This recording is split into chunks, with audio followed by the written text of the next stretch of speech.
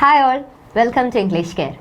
Speaking സ്ട്രക്ചേഴ്സിനെ കുറിച്ച് നമ്മൾ ലാസ്റ്റ് ക്ലാസ്സിലൊക്കെ ഡിസ്കസ് ചെയ്തിട്ടുണ്ടായിരുന്നു അല്ലേ. നമ്മൾ കമ്മ്യൂണിക്കേറ്റ് ചെയ്യുന്ന സമയത്ത് കമ്മ്യൂണിക്കേഷൻ കുറച്ചും കൂടെ ഹെൽപ്ഫുൾ ആക്കാൻ നമ്മളെ സഹായിക്കുന്ന എന്നാൽ ഡേ ടു ഡേ കോൺവെർസേഷനിലൊക്കെ നമുക്ക് യൂസ് ചെയ്യാൻ പറ്റിയ സ്പീക്കിംഗ് സ്ട്രക്ചേഴ്സിനെ കുറിച്ചാണ് നമ്മൾ ലാസ്റ്റ് ക്ലാസ്സിലൊക്കെ പറഞ്ഞത്.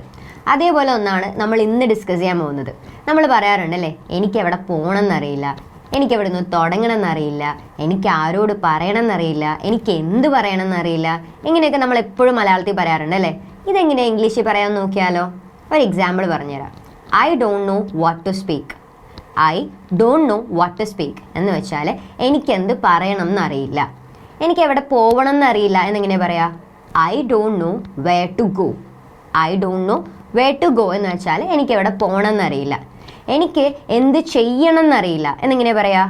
I don't know what to do. എനിക്കെന്ത് ചെയ്യണം എന്നറിയില്ല. നമ്മളിപ്പോൾ കൺഫ്യൂസ്ഡ് ആയി നിൽക്കുന്ന സമയത്ത്, അല്ലെങ്കിൽ ഒരാൾ നമ്മളോട് ചോദിച്ചു, നമുക്കൊരു പ്രോപ്പർ ക്ലിയർ കട്ട് ആൻസർ ഇല്ലാത്ത സമയങ്ങളിലൊക്കെ നമുക്ക് ഈ സെൻറ്റൻസ് യൂസ് ചെയ്ത് ആക്ച്വലി എന്ത് ചെയ്യാൻ പറ്റും? ആ ഒരു സിറ്റുവേഷൻ ഓവർകം ചെയ്യാൻ പറ്റും.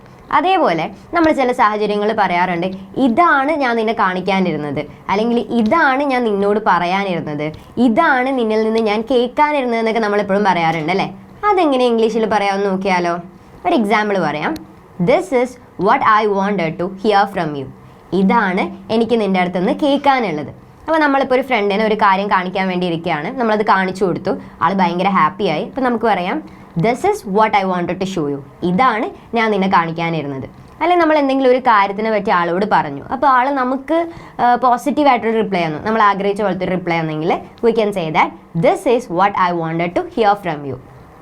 ഇവിടെ ഒക്കെ ഞാൻ പറഞ്ഞപ്പോൾ നിങ്ങൾ ശ്രദ്ധിച്ചിട്ടുണ്ടാവും, വാണ്ടഡ് ടു കഴിഞ്ഞിട്ട് ഞാൻ എപ്പോഴും യൂസ് ചെയ്തത് വേർബിൻ്റെ V1 ഫോമാണ്. അത് സിമ്പിളാണ്, നമ്മൾ ലാസ്റ്റ് ക്ലാസ്സിലൊക്കെ പറഞ്ഞിട്ടുള്ള കാര്യമാണ്.